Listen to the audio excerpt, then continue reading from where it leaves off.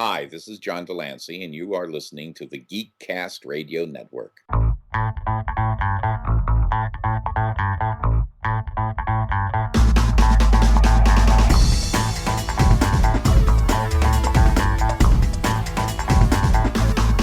Hello and welcome to episode 227 of the Cinema Geeks. I am one of your Cinema Geeks, Optimus Solo, and joining me is the Comic Concierge. Hello, Dan. Hey, how's it going? It's going well. We are back at it. A tiny break with some scheduling issues I had, but we're back at our normal situation here, making our way through the Cary Grant filmography. We have covered 5 of his films, not counting the 4 from the Hitchcock series. So that's 9 total. This is our 10th, I believe.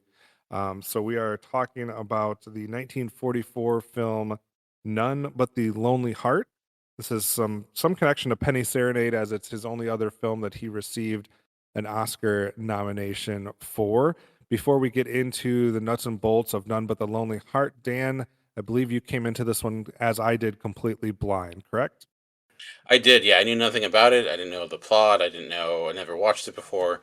Don't even think I've seen much discussion regarding it. Like the name, is the only thing I think I've heard before, but mostly because I think also it's the book too. But yeah, I was unaware of anything going into this one. And a song, which is I think where the name came from as well. So Okay. I'm guessing that the listeners may also know not a lot about None But the Lonely Heart. So let's give them a chance to figure out what this film is all about while you give us the facts about None But the Lonely Heart, and then we'll come back with our thoughts right after this. I thought about doing this in a British accent, but I figured I'd save everyone the secondhand embarrassment.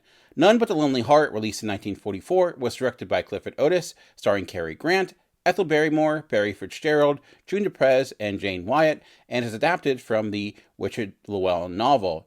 The film follows Ernie Mott, a restless and aimless young man of a working-class family in London between the world wars. Ernie drifts through life without clear direction or ambition, preferring to live by his charm and wits rather than hard work. When he returns home, he discovers that his widowed mother is gravely ill, but still running her small second-hand shop. As he reconnects with her, Ernie struggles between longing for independence and guilt over neglecting her. To help pay bills, Ernie reluctantly becomes involved with a shady group of criminals, but his conscience and love for his mother pull him in another direction. Ultimately, the story becomes a moving portrait of a man seeking meaning, belonging, and redemption amid hardship and moral choices. The film was well received at the time, receiving a few Oscar nominations, including writing, music, and 2 acting awards for Cary Grant and Ethel Barrymore, who won for Best Supporting Oscar. The title None But the Lonely Heart comes from a romantic song by Shuevsky, which reflects Ernie's inner melancholy and search for connection. This was one of the few films directed by Clifford Otis, a renowned American playwright. Richard Llewellyn's original novel was far longer and more episodic, following Ernie over many years. Clifford Otis condensed it into a more focused, emotional story about his relationship with his mother. Though it wasn't a huge box office hit, None But the Lonely Heart gained respect over time for its emotional honesty and social conscience, even receiving admiration from Martin Scorsese for its tone and performances. But how well does it hold up all these years later, and does it compare to Cary Grant's other Oscar-nominated performance? Back to Kevin and myself to discuss. All right, thanks, Dan, for all the facts about None But the Lonely Heart. So now that you've had a chance to watch this one, what was your initial reaction from his second Academy Award nominated role? So watching this was interesting because I was going through it and everything, on paper made kind of sense. I thought the performances were fine, minus the not being able to understand or place any of the accents of anyone, including Cary Grant. It was just is he doing an accent? Is he doing his normal voice? I can't tell. Uh, but the scripting, the plotting, it all kind of made sense for the most part. And everything here, it's not bad, but something feels off. I couldn't place it. I'm just something about this just seems odd. It seems strange. It just doesn't seem to be working right for some reason. And go through and I felt like that the entire way. On just in the sense of looking how well everything was executed, I thought it was fine. I didn't find it nearly as dramatic as Penny Serenade or anything like that. It also wasn't. It had very little comedy, but it was just something about it. I feel like this should be better than it is. Like, why isn't it working? Everything is somewhat there, and then I go in, learn about the movie itself, and then find out that Cary Grant's character is meant to be a teenager, and everything kind of starts making much more sense because it does feel off because all these scenes you have this is supposed to be a coming of age story, and he's middle aged. So the drama doesn't really fit as well when he has this dynamic with his mom, which I thought was fine, but it doesn't hit the right way because it's like meant to be this kid who is, getting into that adolescence, like that separation from finally leaving home. And this more feels like just like a guy who's not should be old enough to be on his own by now. And like all these different scenes where it's meant to be this person kind of overcoming uh, the doldrums of the society trying to bring him down. Like this person is well above his years, but instead it's just this odd thing where this middle aged man is just kind of just aloft and not really. It just didn't fit, and I think that was my ultimate issue with it. It's just it didn't fit, and in the sense of the character, the casting. Like casting is one of the most important things, and when you don't have that right, it can really bring down a film. And for me, despite the performances being fine, I like a lot of the messaging within the film. And I can only imagine like reading the book, it probably reads a lot better. But it just Cary Grant, I felt just his performance was okay, minus the accent, but it just felt off the entire time for me. I think this was a situation where, from what I can gather from some slight research on some of the background from the film, it feels like Cary Grant saw a connection in the material to his own life Yeah, and really wanted to, because he connected with the story or the character or whatever, like really wanted to be a part of it, even though like he didn't come to the realization that he wasn't the right person to play that role anymore. Like I believe he bought the film rights to this to ensure that he was cast as the main role. yeah, And I believe it says there's pictures at one point in like one of the rooms or something that's literally his actual dad or somebody in his family. Like he has a deep connection somehow to the content, and I felt like that made him motivated to be a part of it to a point where he almost lost sight of the fact that he's not that person anymore, or couldn't pull that off as well as he maybe thought he could. And I think there was something with the one of the writers or somebody that was doing it that was trying to I don't know if it was who was trying to adapt this to the screen or how it was working, but somebody was like basically saying that once he realized that Cary Grant was going to be involved and there was no way around that, that he had to like try to rewrite some aspects of it because it's supposed to be a teenager and he's 40 and it just doesn't seem to match up. So I think that is like alluding to a lot of the things that you're talking about. I feel like also this may suffer slightly because it's a first time director on mm, top of that. So Clifford Odets is the yeah, Clifford Odets is the director, but also the writer. But I just feel like this being his first film, and he only directs 2 films, I believe, in his life. Like he's more known for his Broadway, play stage things, and he did a little bit more writing, but he only is a film director that I can see twice. Once for this film, and then once 15 years later for one other film. So I think that also plays into a part of maybe somebody that was dealing with a medium that he also wasn't as familiar with, maybe being able to be persuaded by, Cary Grant to do things. I don't know what the situation was, but I feel like in better hands, maybe this would have worked. Or I could also see like a remake of this film working better than the original if it was with a younger actor that we could clearly see this as a coming of age film with a better director that could really go through some of the stuff that they're dealing with. Because I think there is something there. Like, granted, it's not going to be like the most funny or entertaining film, but I do think like when we're talking about this time in history with the world wars and things like that and the depression and all of those other things that had gone on in the lives of these folks, like I think there is some emotional undertones that could be tapped into and could be explored in an entertaining way. I just think this one missed for a couple different reasons with getting there.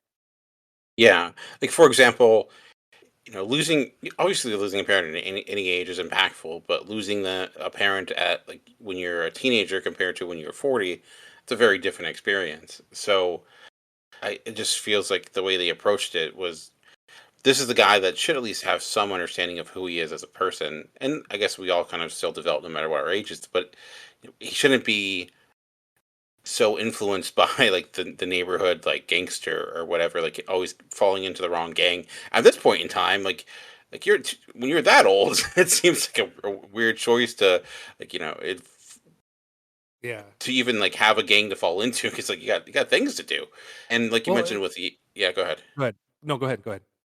And you mentioned with the age too, considering this is in the brink of World War II, or like after the Great War, and like I think that also has loses its impact too, because if you have that teenager who this event that is on its way as well, the the war in Europe, and like how that could impact his life, it's very different for like a 4-year old. You have like that type of foreshadowing, that type of impact is minimal with this. So Hmm. I know they said they rewrote the script, and I can't compare it to the book because I never read it, but it felt like they needed more. Even like the Right. relationships there too. Like he's like stuck between two women, and I think as a teenager you could understand it more. Here he just feels like a bad guy that's like just Right. taking advantage of people. Yeah, So this makes that relationships would play so much better if it was easy to connect the dots that the first Aggie, I think, is the one that lives right across the street from him or somewhere really close. So I think if his age is more of that of a college age person or a teenager, we would be able to trace the fact that this Aggie is someone that he knew from his childhood, that he went to school yeah, with, or something like that. It's like the teenage crush, or like, that first person that he may have had some sort of, not necessarily a romantic relationship, but there was some sort of relationship from his, youth, and you can get that she's still enamored with him, but he's also, then of that age where he's exploring and he's attracted to perhaps a slightly, if they played the other female as maybe a couple years older than him, or somewhere around there, then I feel like that works more because you could understand this teenager deciding about the past versus the future, mhm, the girl that's familiar with him versus the girl that's unknown and that's a little risque and stuff like that. So I think that relationship works better if he's younger. His relationship with his mom works better if he's younger, because they do some weird stuff that you like don't like. There's this weird back and forth between them where they he doesn't like her, but he likes her, and then they like there's almost like a relationship that you would expect a mom to have with somebody that's younger versus yeah, somebody that's 40, because of a couple different sequences and how they play that, where it just comes off really weird when he's grown. And like I yeah, don't necessarily buy from a teenager standpoint or from a young adult, you would get more of his you would buy it more where he's kind of this wanderer, that he's come and gone and that he's trying to find himself and he's been all over the country or different, whatever, he hasn't been home. But like when it's a 40-year-old, it's kind of like, is that his thing? Like, what does he do yeah. for a job? Like, it doesn't connect the dots as easily. So I feel like there's just multiple things that don't work with him being middle aged versus, say, 19 to 22 or something. Yeah, because there's a difference between being sympathetic and almost feeling like a leech, and like this is like Right. he's just taking advantage of individuals. Like when he's calling someone like mom and dad, like does that a lot. He calls everyone, and at first I'm like, I don't, like, I was confused. I'm like, is he related to everybody? But it's like his character thing. But when that person's like 15 years older than you, that's just weird. It's like that. Right. You guys are probably in the same high school. Like, what are you doing? So. But I did also have a question. I mentioned the accents coming up. Was that at all distracting? Because I know going into this, like it was ridiculed at the time, especially from people of the area. Like, what did was that ever distracting? Trying to just figure out, is Cary Grant giving an accent? Is he talking different? Like I don't know how you felt about that. I think a lot of times with, I don't know, it's something that typically doesn't fall on my radar when people Yeah. have a good accent or a bad accent, especially in older stuff, because I feel like kind of I brought this up at one point before. I just feel like in movies from the 19, let's say 30s to the 1940s, somewhere in there, I feel some people just talk differently than I'm used to hearing people Yeah. talk Yeah. nowadays. So I think I get lost in the fact that I'm already trying to not pay attention to the fact that they're talking in different cadences and using different languages than we use now. So I think accents, especially in this older uh style of film, is somewhat lost on me. I'm also not someone that has a great, I mean, I can see if something's just bad. Like, Yeah. and I could tell that this was inconsistent across the board. Like, I know we're supposed to be in the UK, it seems like, but at times I'm like, I don't, this may be a make believe land that it's just like Yeah. a combination of multiple things. So I can tell when it's like inconsistent, but I'm not someone that has a super great ear for like, I couldn't tell you if it's like a, I don't know, I'm gonna sound stupid right now, but like an Irish accent versus a Scottish accent, No, like I get, yeah, like, or the different parts of, like, the Cagney, like, right, all the different, he doesn't, does he sound like, what's his name? Dick Van Dyke from Mary Poppins? It wasn't like that, right, but and I agree with you. Cary Grant itself, like, I don't even, like, he has a unique voice and, like, mhm, presentation and to begin with. Like, I can't really, he has that type of, like, accent. It almost feels like it's from another country.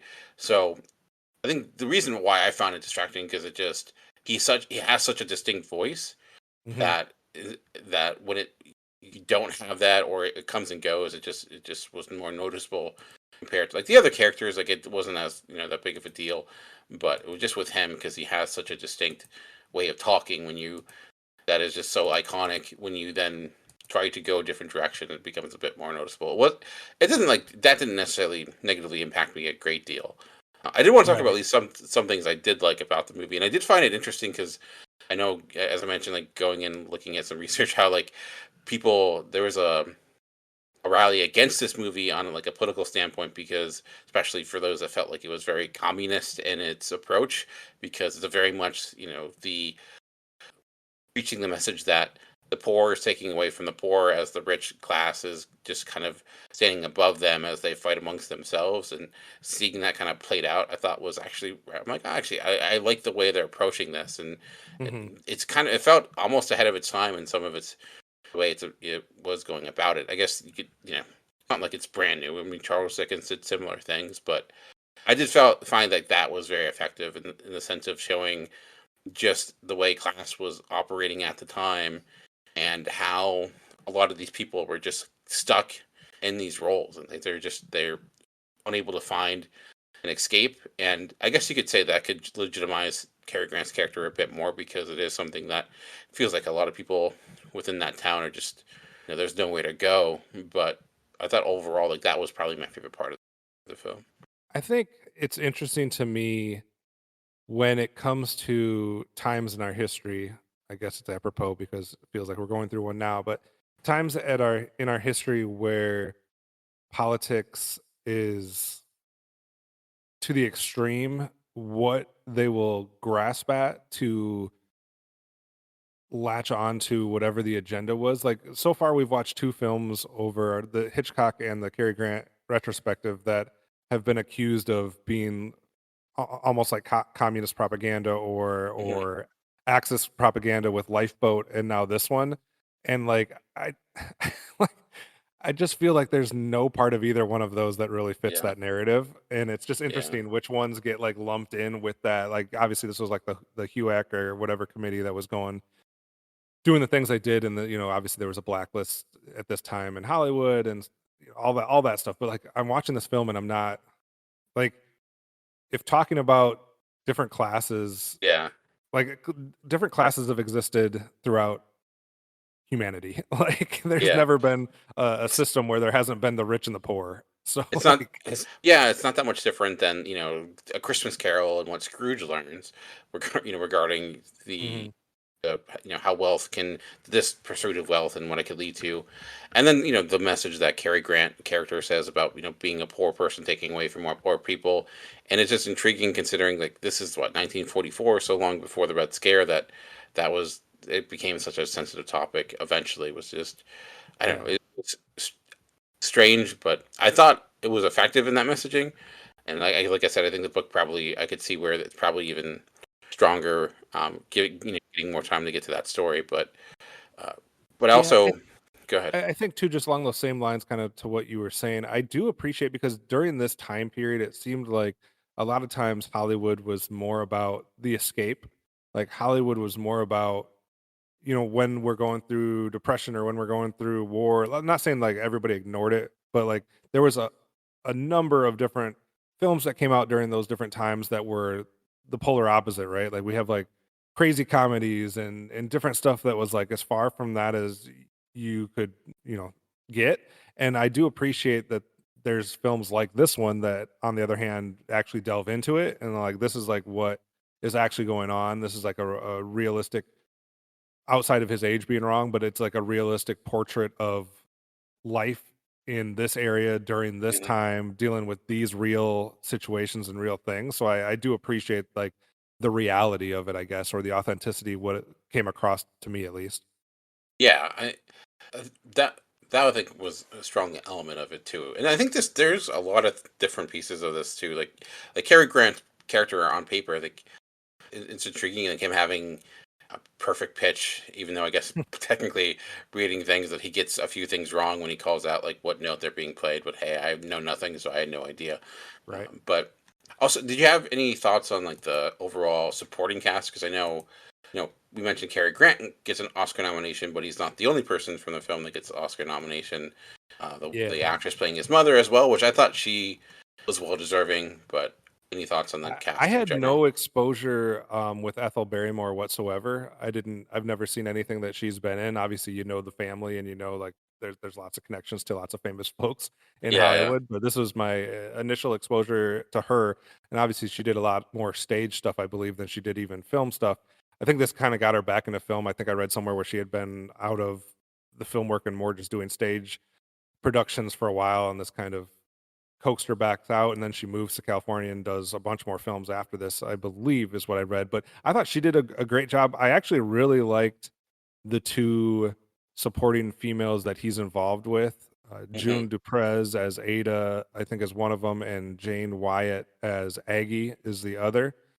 I thought they were. I thought Aggie, like the friend next door type, the girl next door, I guess you could call her. I thought she was yeah, phenomenal. yeah, So I wanted to see more of her, and I was like, why is this guy not just immediately like she's very clear that she yeah, like I liked how like forthcoming she was and just not trying to play any games. She's just like, yeah, I'm in love with you. I always will be. You can go do your stupid stuff, and I'll probably still be here waiting for you. Like it was just, I don't know. It was an honesty that I kind of enjoyed. yeah, There was one that I don't necessarily think there was anything wrong with his performance. I did think that I think as Barry Fitzgerald as Henry Twit. I can't remember how they pronounced it in the movie. He was the guy that like somehow becomes his r- buddy in this film, and then they're like all of a sudden, is that the guy that they all of a sudden are drinking together, and then they're hmm like doing all these things, and I never quite understood that like connection, that relationship, or the interaction between those two. I don't know if I was just being ignorant to what the story was telling me or if it had something to do with his age. I don't know. I didn't understand that relationship and that like connection at all. Like he runs into him in the church in the beginning. They clearly don't know each other. yeah. Then he runs into him again. Then all of a sudden they're like, he's this guy's best friend. Like he's gonna do everything for him. He's gonna try to help him with this girl. He's gonna try to help him with his crime troubles. Like all of a sudden they're like connected at the hip, and I really didn't quite understand it. But so I mean that one was a little bit weird to me. And then of course the guy that plays like the head of the um, gangster group, Yeah. the Mordinoy guy, like I thought he played his role fine, but I was more so connected, I believe, to the different females that played some of the supporting cast. I thought they did a good job. What about you? Yeah, the only one, Jim Mulderoy, like his character, I felt like he needed to be a bit more like menacing. Like he's supposed to be this major threat, this guy that's supposed to like instill fear in that neighborhood. and also have kind of a debonair type of attitude as well. And I never got that from him. He Right. when he's like commanding people in this pawn shop and like telling them to act a certain way, and Cary Grant's like reluctance to step in. It also doesn't help that like Cary Grant's such an opposing physical figure. It's like so much taller than everybody. It's like I don't know. This doesn't it doesn't feel. That's again another example of just like the casting not working because he's Well, like and the age difference. You get that. It yeah would be much different if he's attracted to like this girl that's a mystery, but then the girl is married, not married to somebody that was older than he yeah is and more imposing. And Cary Grant's a teenager. That plays a whole different way. Then now it's like yeah you're both about the same age. Cary Grant's easily bigger than you, and yeah you're not very intimidating. This yeah. doesn't work on any level. Yeah, and again, that's the thing. Like on paper, like I get where this, like what they're doing here, but just the execution wasn't there because it just wasn't a very believable scene. So that was my only like maybe like again if you had a teenager playing that role, it would make more sense. But like within that dynamic, I felt like so much of the movie hinges upon it, and it I found it a little weak. I do agree, like the performances from uh, June Dupree's and Jane Wyatt, like they were really strong. All and like you mentioned with one character, like even she feels very modern in her approach, like her like kind of de facto just going to the truth, like this is it, this is how it is. That was rather refreshing. Right. But yeah, Yeah.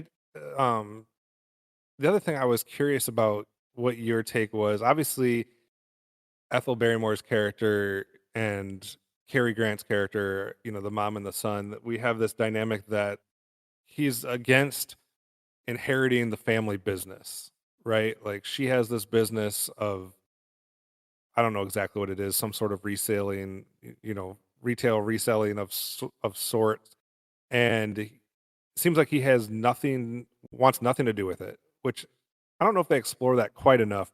But then we also have the idea that these other folks come in there and try to get her to sell like stolen goods, and she doesn't want to do hmm it, and then she gets accused of it, she gets arrested, there's all this other stuff. Obviously she is sick the whole time with cancer, and all of these types of things. What did you think about the dynamic of like where she worked, where he didn't want to work, and then these other folks coming in with the crime angle that gets inserted into this story?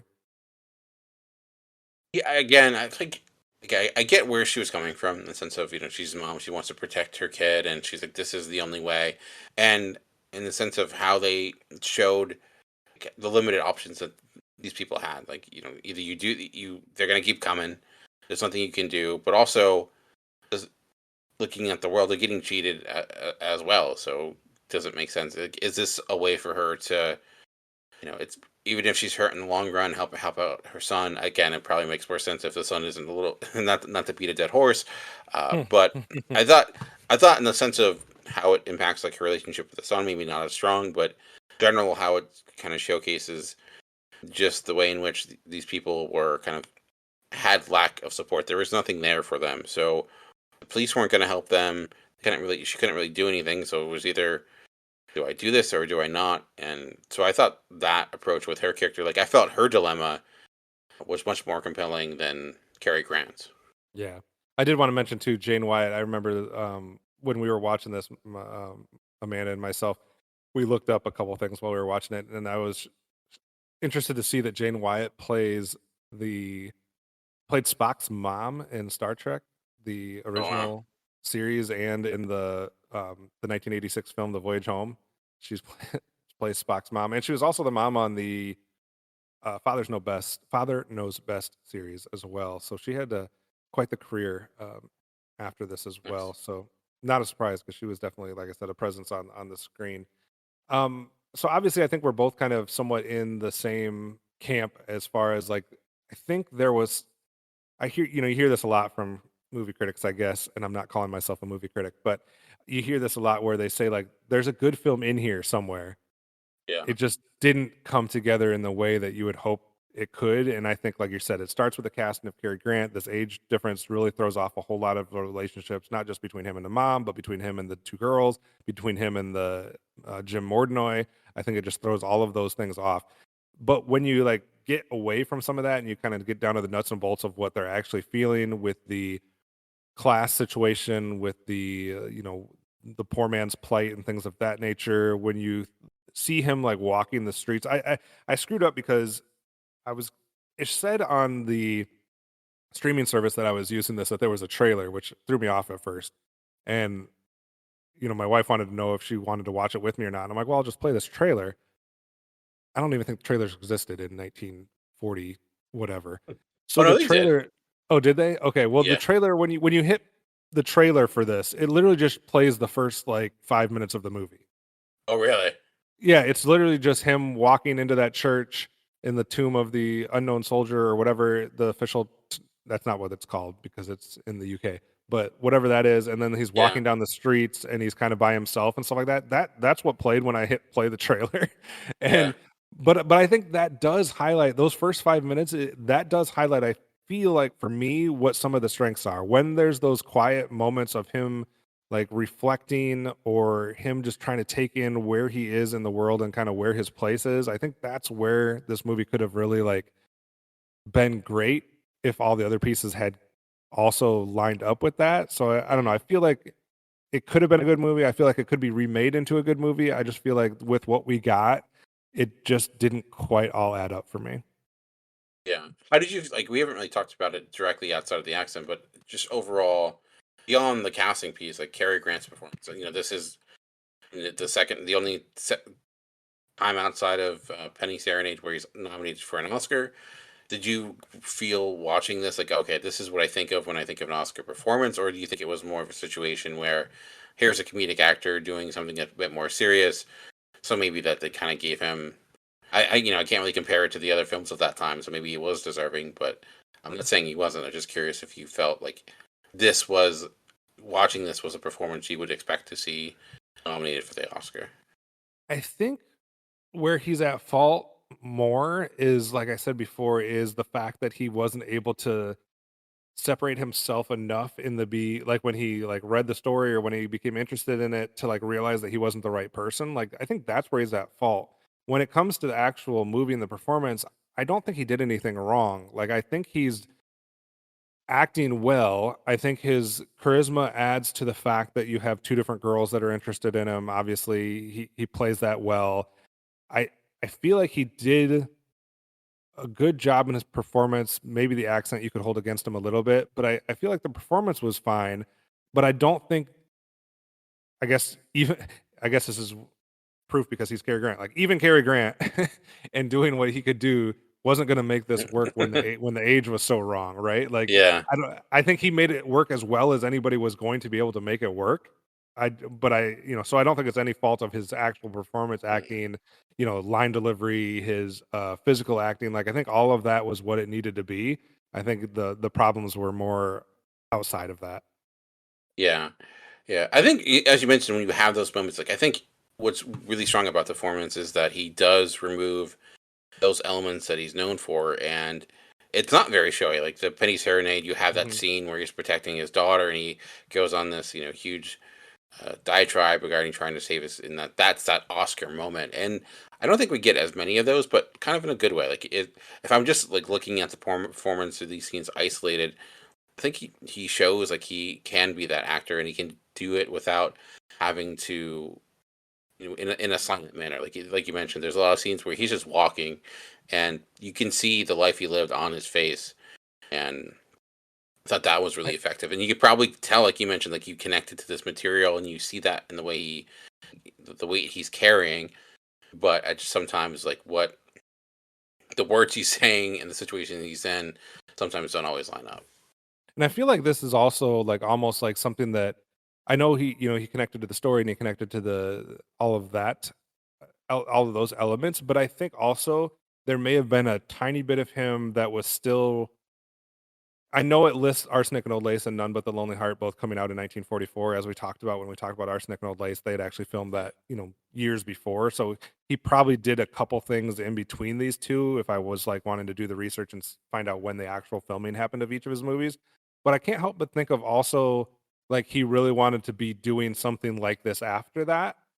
And that's not saying anything bad about Arsenic and Old Lace. We just know that he felt like it was too much and he was over the top too much and things of that nature. So I'm wondering if this was almost like for him okay, this is getting me back to my roots. This is more of what I want to be like known for as something more serious and dramatic. I don't know. I know he said that in when he got his honorary Academy Award, I think in 1970 or 77. I think it was 1970. He said that this was the only, or somebody said that this was the only film that he like requested for sure to be in the montage of his films that played.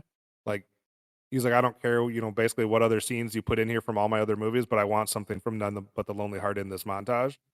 So it is something that this may have been something that he was really wanting to do after Arsenic and Old Lace, just because it may have been for him more of that serious, down to earth type of film that he wanted to be known for. And, obviously maybe that's why he requested this to be in his montage for that Oscar uh, Yeah.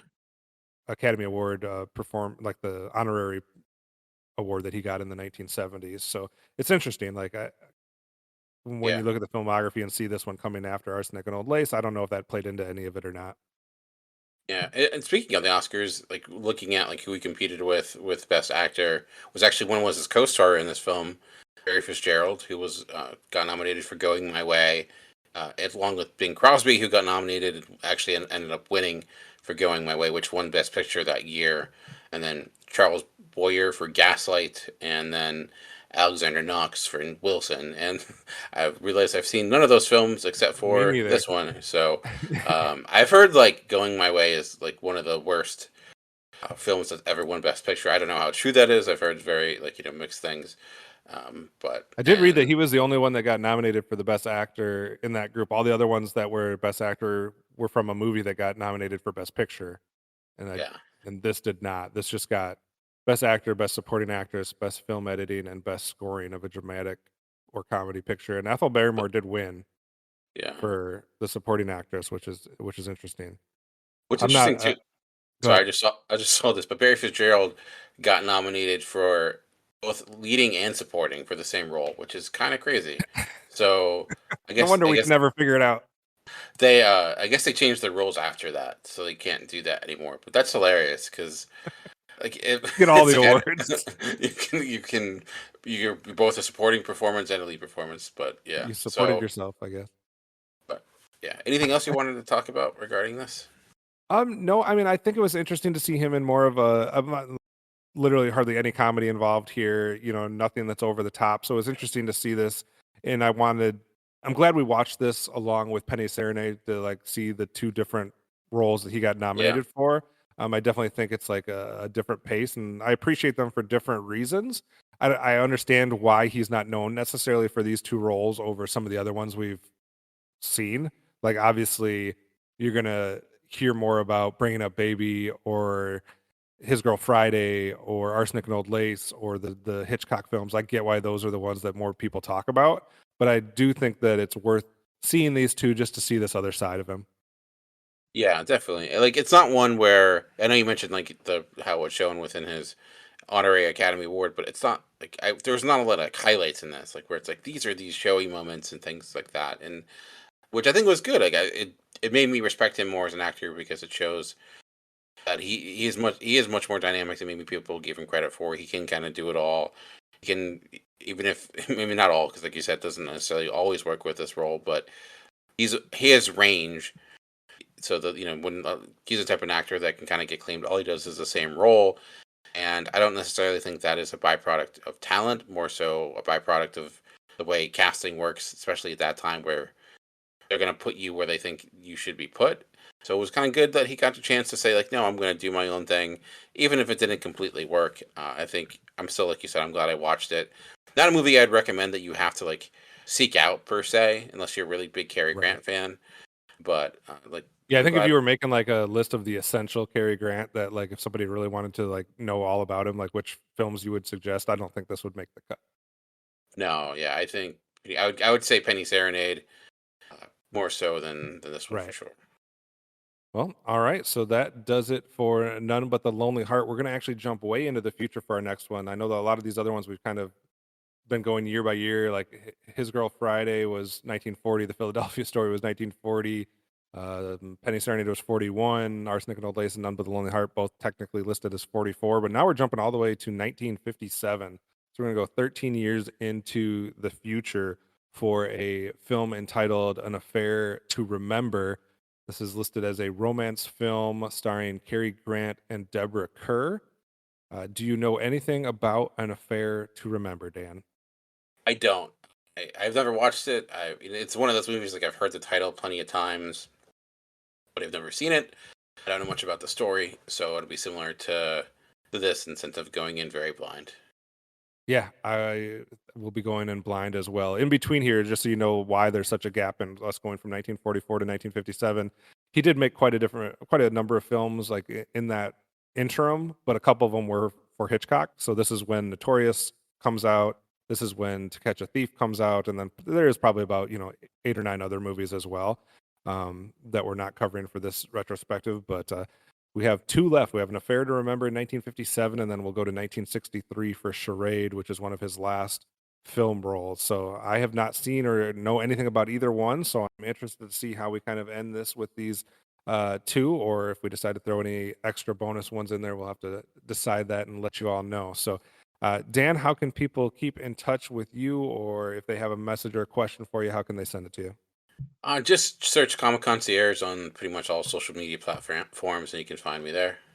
All right. You can search me out at Optimus Solo, or you can search the show with the Cinema Geeks, or you can go to geekcastradio.com and find some other geeky content, video games, cartoons, comics, etc.